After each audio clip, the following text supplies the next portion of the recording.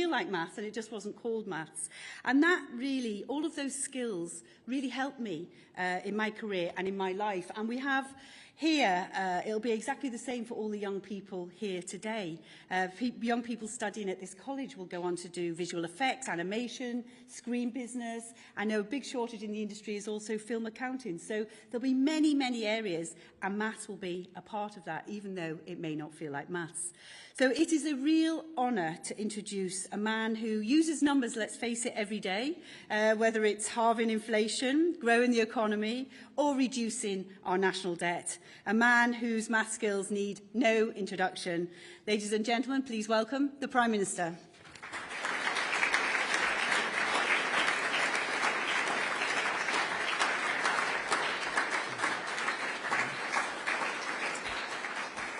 Thank you everyone. Thank you, Gillian. Good morning. It is great to be back at the London Screen Academy to celebrate the global powerhouse that is our film and television industry.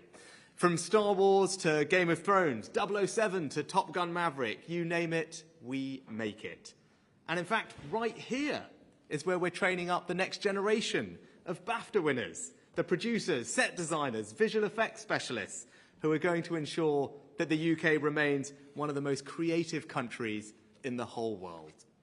Now, the reason I've come here to talk about maths is not just because I like maths, but because what I'm setting out today is a fundamental part of how we need to change our country for the future. Now, one of my 5 priorities is economic growth. And if we are going to grow our economy, not just over the next 2 years, but the next 20, we simply cannot allow poor numeracy to cost our economy tens of billions a year, or to leave people twice as likely to be unemployed as those with competent numeracy. So we have to fundamentally change our education system so it gives our young people the knowledge and skills they need and that our businesses need to compete with the best in the world. And there's no better example of that than in our creative industries. Because what's the biggest skill shortage holding our film industry back? Well, as you heard from Gillian, it's a shortage of technical skills. And so what have the London Screen Academy put on the curriculum for their 16 to 19-year-olds? Maths. Why? Because you can't make movies without maths. You can't make visual effects without vectors and matrices. You can't design a set without some geometry. You can't run a film production company without being financially literate. And that's not just true of our creative industries. It's true of so many of our industries. In healthcare, maths allows you to calculate dosages. In retail, data skills allow you to analyze sales and calculate discounts. And the same is true in all our daily lives, from managing household budgets to understanding mobile phone contracts or mortgages. Now, we also know the benefit of maths for employability and earnings. Even just basic numeracy skills can increase your earnings by around £1,600 a year. So put simply, without a solid foundation in maths, our children risk being left behind, shut out of careers they aspire to, and the lives that they want to lead. Now, in the last decade or so, we've gone up 10 places in the international league tables, and maths has become the most popular of all A-levels. But it's still the case that the UK is one of the least numerate countries in the developed world. More than 8 million adults have numeracy skills below those expected of a 9-year-old. And around a third of our young people don't pass maths GCSE. Now, it's not that we're not just good enough at maths. There's a cultural issue here too. I'll be honest. When my 2 young daughters first heard me talk about them doing more maths, they weren't too excited. And that's just it. We make jokes about not being able to do maths. It's socially acceptable. We say things like, oh, maths, I can't do that, it's not for me, and everyone laughs. But we'd never make a joke like that about not being able to read. So we've got to change this anti-maths mindset. We've got to start prizing numeracy for what it is, a key skill every bit as essential as reading. So my campaign to transform our national approach to maths is not some nice to have.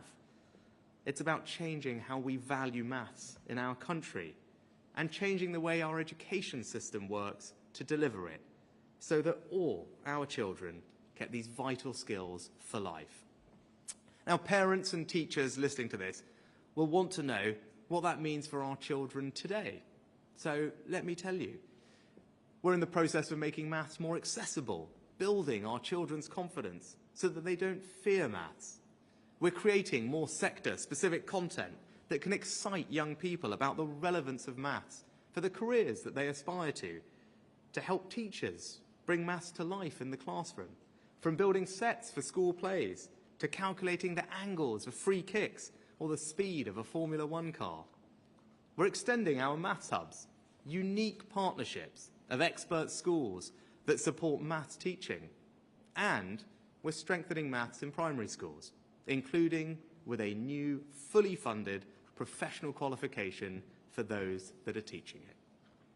But we also need to address a very specific problem that's causing us to fall behind the rest of the world. We're one of the few developed countries where young people don't routinely study some form of maths up to the age of 18. They do it in Australia, Canada, France, Germany, Finland, Japan, Norway, and America. Why should we accept any less for our children? Of course we shouldn't. That's why I set out in January that we're going to change the way our system works, so that everyone in our country will study some form of maths all the way to 18. But let me be absolutely clear. I am not saying that the answer is A-level maths for everyone. But we do need to work out the maths our young people should study. So we're going to look at what 16 to 18-year-olds around the world are learning. And we're going to listen to employers and ask them what they say the math skills are that they need. And that's why today I'm appointing a new expert group who will help us identify the core maths content that our 16 to 18-year-olds need, and whether we need a new specific qualification to support that. But to repeat, that will not be A-level maths for all. And let me also be clear that we're not going to deliver this change overnight. We're going to need to recruit and train the maths teachers. We're going to work out how to harness technology that we need to support them. And we'll need to make sure that this maths is additional to other subjects, not instead of them. Just as here at the London Screen Academy, they don't teach maths instead of the arts, they teach both, because they are complementary, not contradictory. So it will take time to implement this change, but we are taking the first step today by identifying the maths content that will give our 16 to 18-year-olds the skills they need to get on in life. And when we have that, then we'll come back with a detailed plan to deliver it. I'll just finish on a personal note. Every opportunity that I've had in life began with the education that I was so fortunate to receive, and maths was a critical part of that. Now, I knew it was important then, and when I look at how the world is changing, it's only going to be more important for my children and yours. So I won't sit back and allow this cultural sense that it's okay to be bad at maths to put our children at a disadvantage. We've got to change this. We've got to value maths and what it can do for our children's futures. Giving our children a world-class education is the single most important thing we can do. It's the closest thing we have to a silver bullet, the best economic policy, the best social policy, the best moral policy. And that's why I'm proud that it's our policy, and I will never stop striving to achieve it. Thank you.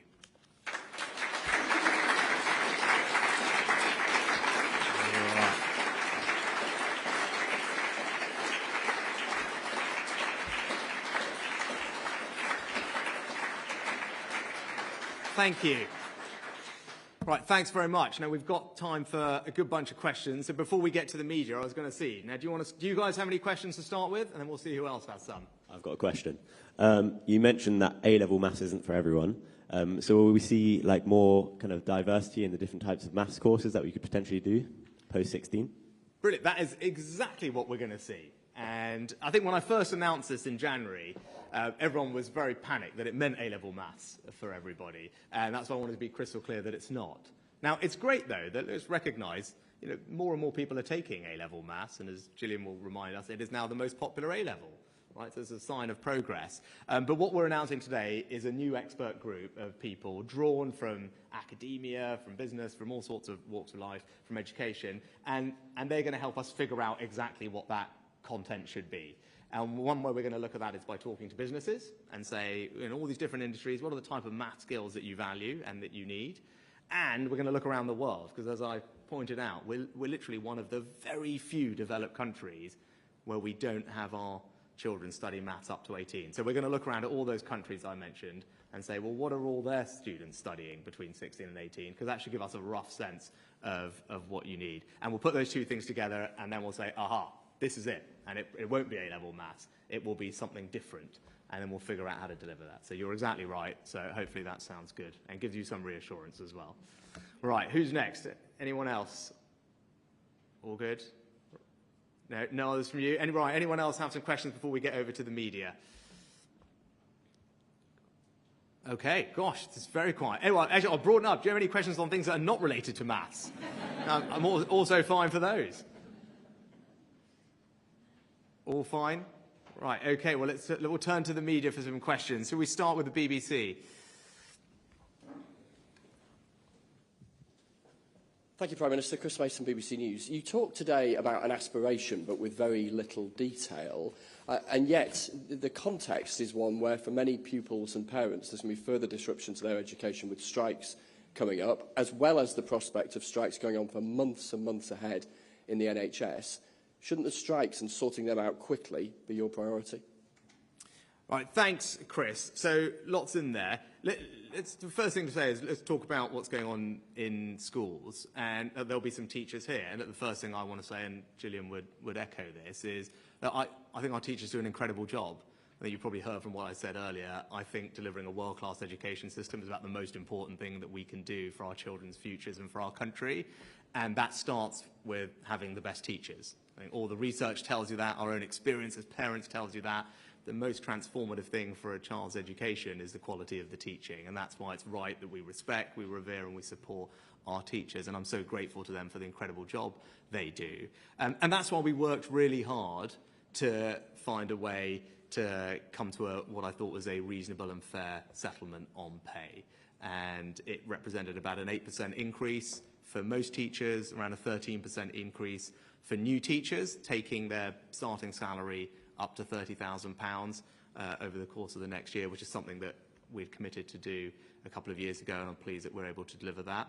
But it's not also just about the money. One of the things that we hear a lot from teachers is about workload and finding ways to reduce that. So what we'd actually worked out with the unions, and Gillian did a great job, is identifying ways to reduce the workload by about 5 hours a week.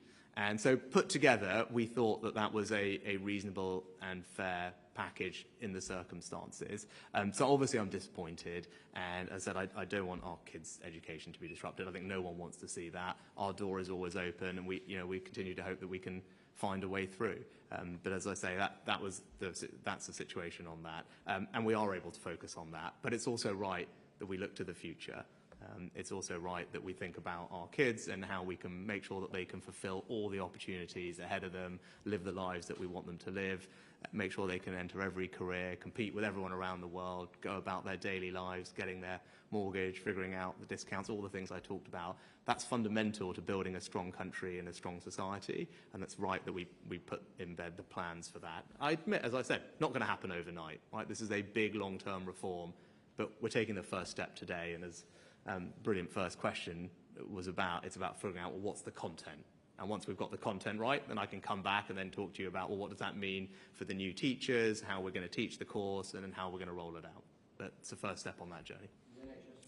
Look, on the NHS, look, I think let's start with the positive news, right? Slightly lost, I think. The positive news is that the union with the largest number of NHS workers, Unison, actually voted to accept and support the New Deal that we put forward, right? And I think people might have not quite got that over some of the coverage. You know, NHS workers are represented by about half a dozen different unions, and the largest one of those, as I said, voted to accept the deal, and not just by a little bit, overwhelmingly, by almost 3-1. I think from the numbers that I saw. I think that's a good, very positive step, and I'm really grateful to them for that, and more generally grateful to all our fantastic NHS workers for the job that they do, particularly coming out of the pandemic, as we know it's been challenging. And again, similar to what I was saying on schools, that's why we worked really hard to put in place what we thought was a reasonable, fair, responsible pay settlement. And I'm actually pleased that those union leaders recommended that deal to their members, and the RCN leadership actually said that the government had made progress in the talks, improved the offer, and they went and recommended that offer to their members. And you can see that, I think, in the narrow nature of the vote.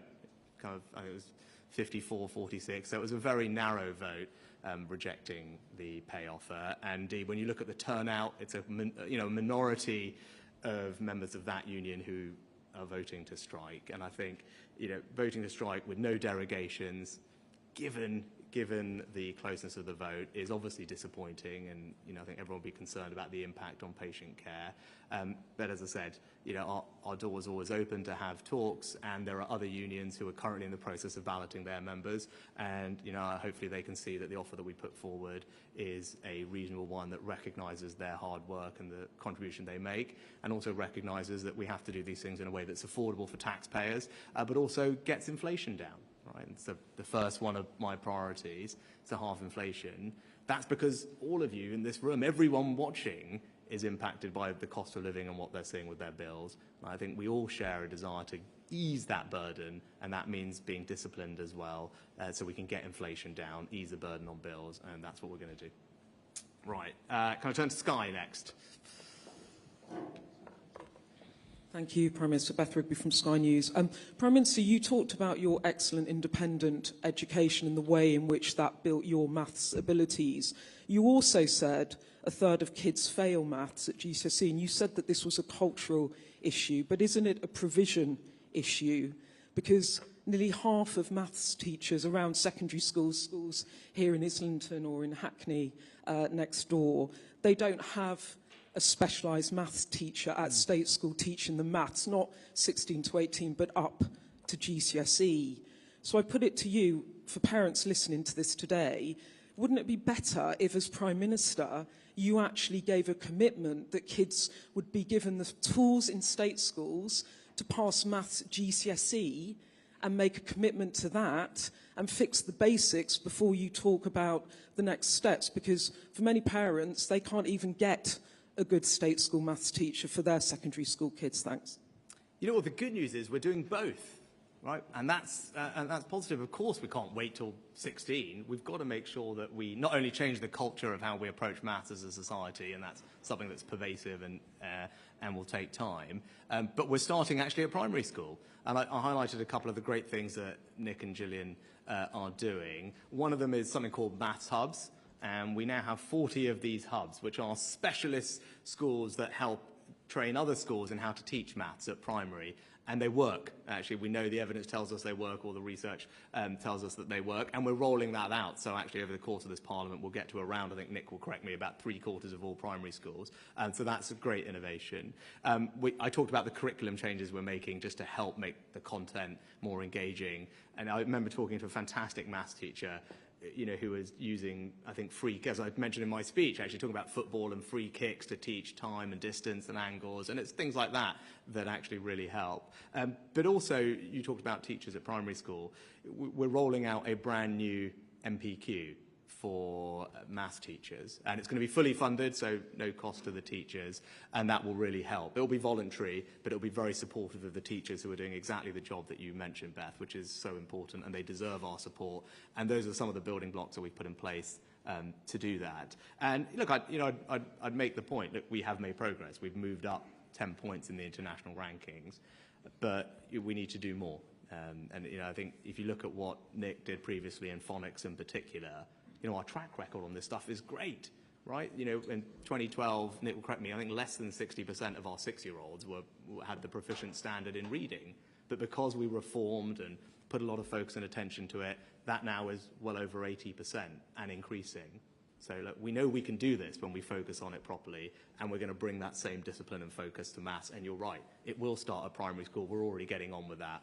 And we'll also look at the long-term reforms for post-16. So you think previous Conservative governments dropped the ball on maths when a third of kids are failing maths GCSE? No, actually, if you look at it, this has been a long-term pervasive issue. As I said, we've actually just made progress over the last decade or so. We've moved up 10 points in the international rankings for maths. We're rolling out maths hubs. We're rolling out the new MPQ. And we're actually, and I think Nick will correct me, but multiplication tables for the first time we just did in this last year, actually. So we have made lots of progress. And look, if you look at what's going on in reading in particular, it's been extraordinary. But we're going to also shift and make sure that we emphasise maths more than we've done in the past. But that cultural thing has been, as I said, it's been pervasive for a long time in our country. That won't change overnight, but all of us can play a part in helping to change it over time. Great, we go to ITV next. Thank you. Romilly Weeks, ITV News. Prime Minister, when children's education is being disrupted because of the strikes, when people's operations are being cancelled, their care compromised because of strikes, isn't the most pressing maths problem of the moment what formula you are going to come up with for ending them? And do you acknowledge there is going to have to be more money put on the table? Well Romilly, not to repeat too much what I said before, but there has been more money put on the table, significant more money. And in fact, that was recognised by the unions, in particular by the leadership of the nurses union, the RCN, at the time that we announced the agreement. And I think it's important for people to recognise that. Right? The union leaders actually supported the pay deal.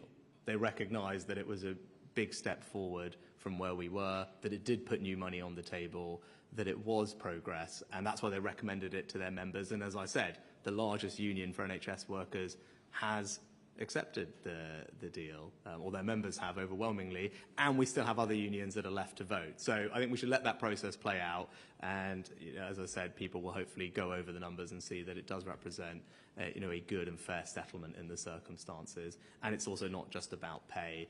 As I said, for teachers, we're keen to see where we can work with them to reduce the workload and make progress. But look, we remain committed to finding a way through these things. I think people can see actually over the past month or two that we can sit down and have reasonable and constructive conversations and negotiations, and we'll continue to take that attitude going forward. Next, Times Radio.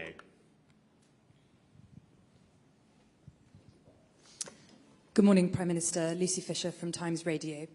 You've said this morning that it will take time to implement the Maths to 18 policy. Can you give any rough timescale of when you'd like to see that start?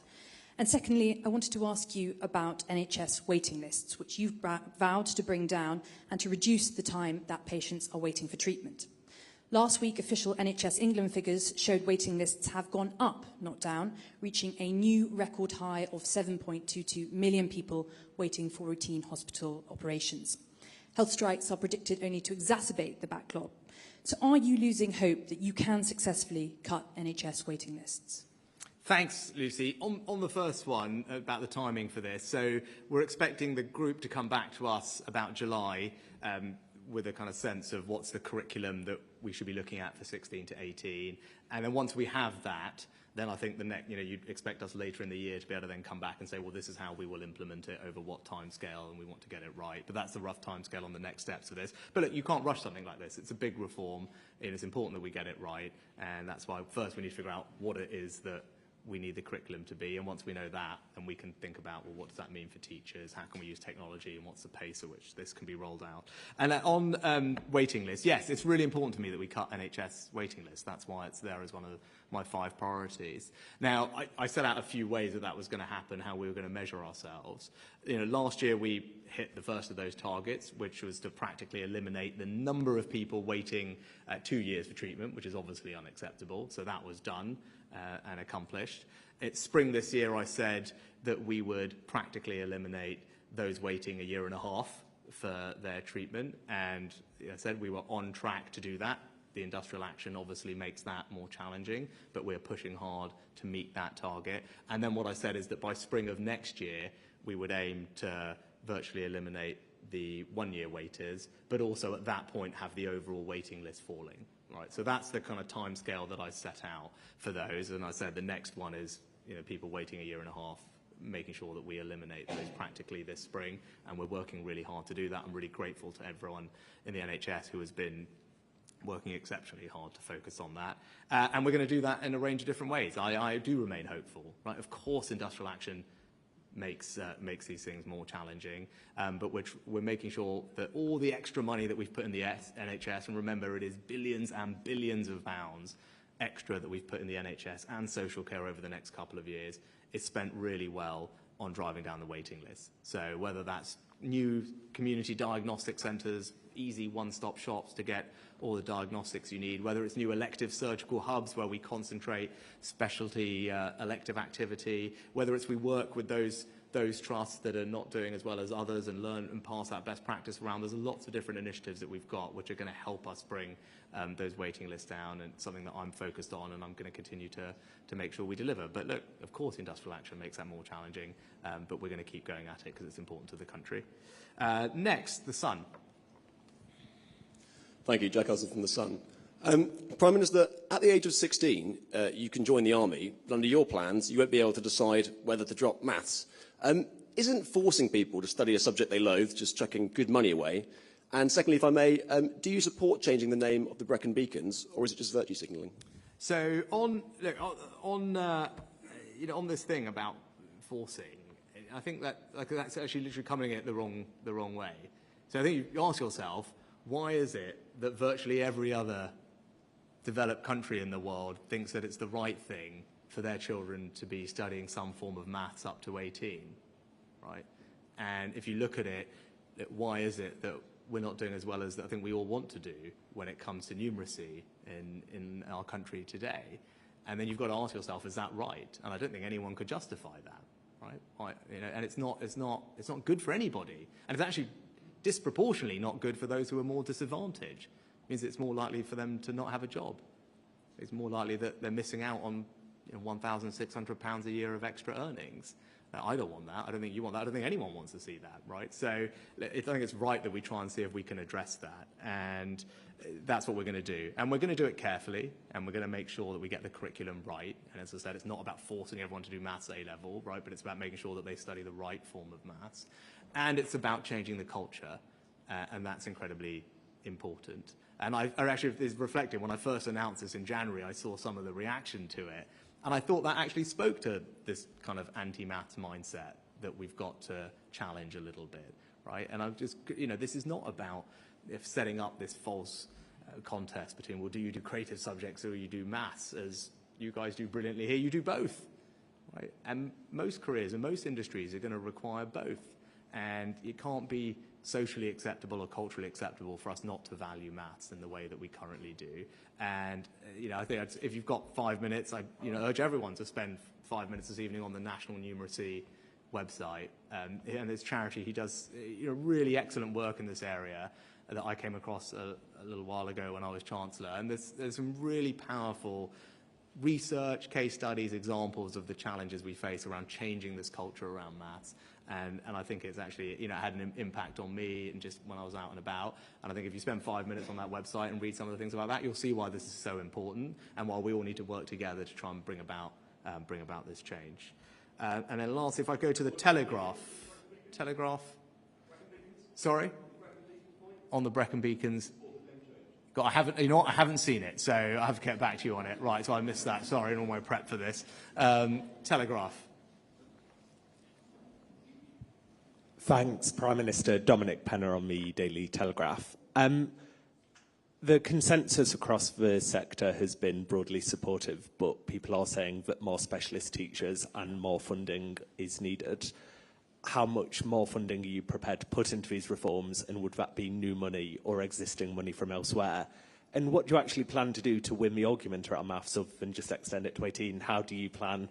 What arguments would you make to change that anti-maths mindset? Yeah, no, great couple to finish on, Dominic. So thank you. So look, firstly on teachers, yes. Look, we need already, and we will need more maths teachers, and we know that. And as I was doing all the work for this over the past few months with Nick and Gillian, I was kind of going over, we actually have an enormous amount of support in place for STEM graduates to become maths teachers and other STEM teachers, actually. And that's sort of worth recapping it, because I'm not sure everyone is aware.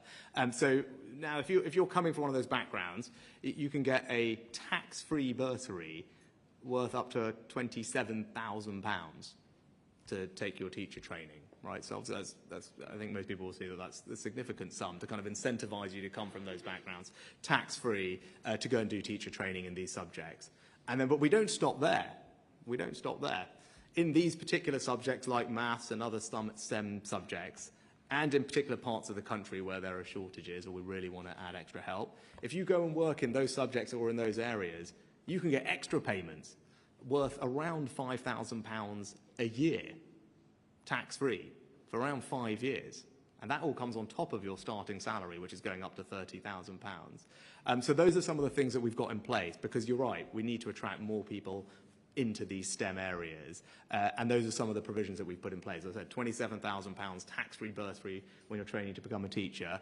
And then on top of that, payments worth up to £5,000 a year for the first few years. Because all the evidence tells us it's those early years that are so important to keeping teachers in the profession. And that's why we focused on raising the starting salary. It's why we focus these extra payments on those early career teachers. And look, it is making a difference and things are improving, but we've got work to do there, and that's why, as I said, when we come back with a more detailed implementation plan for this, we'll be able to look at, well, what does that mean for future maths needs? But I also think it's not just about money. It's as we change the culture and more people study maths, we'll get a virtuous circle, actually, because there'll be a bigger pool of people to be able to draw from to teach these subjects. Your second question is about how do we change the culture, right? Which is really important. As I said, everyone should spend 5 minutes on the National Numeracy website when they get home today. But I think it's about, first of all, with content in primary schools, and that is about giving teachers the confidence to teach it. And that's why the maths hubs are so important, and this new MPQ we're going to roll out is so important. Because if the teachers are confident, then it makes a big difference on the kids.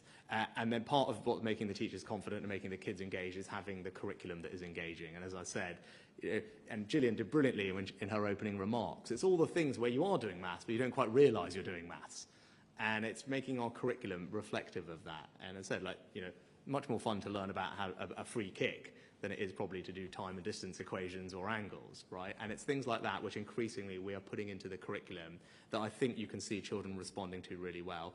And then it's about us having a conversation as a country, right, about us just changing how we approach this. So it isn't okay to say, well, I don't do maths and everyone laughs, right? That doesn't happen overnight, right? And I think all of us have probably, if we're being honest with ourselves, all of us have been in a conversation where that has happened. And it is okay. But as I said, not a single person here would kind of proudly proclaim, well, I can't read or I don't do reading, that's not me, right? And we just should be honest with ourselves about that. Now, that's on all of us to slightly change this. And as I said, when I saw the reaction to this announcement when we made it in January, I could see that, right? And I said, and I think the last thing I'd say is making people realise it's not an either or. And I know I mentioned this point before, but it's so important. There is this idea that we should do more of this and therefore less of that. No, this needs to be additional, it's complementary, we can do both things together. And if we get this right, I tell you, if we get this right, we will do something really special for our young people, right? It will be setting them up for success, not just in their careers, whatever they want to do, whatever you want to do, whether it's go and make the next Harry Potter or whatever, right? But also just going about your day-to-day lives, making sure that you can live a fulfilling life, all those big financial things that impact your day-to-day life, right? Think about the cost of living, how important it is right now to understand what discounts are available. How do you make sure that your credit cards are being managed properly? What's the right mortgage deal to go for? All these things, so important for day-to-day life. And right now, there's probably too many people who don't have the numeracy they need to make those decisions that will support them and their families. But if we get this right, they will be able to. And I think that's something that we can all look forward to and celebrate. Perfect. Thank you so much for having me. It's been great to be with you. Thank you.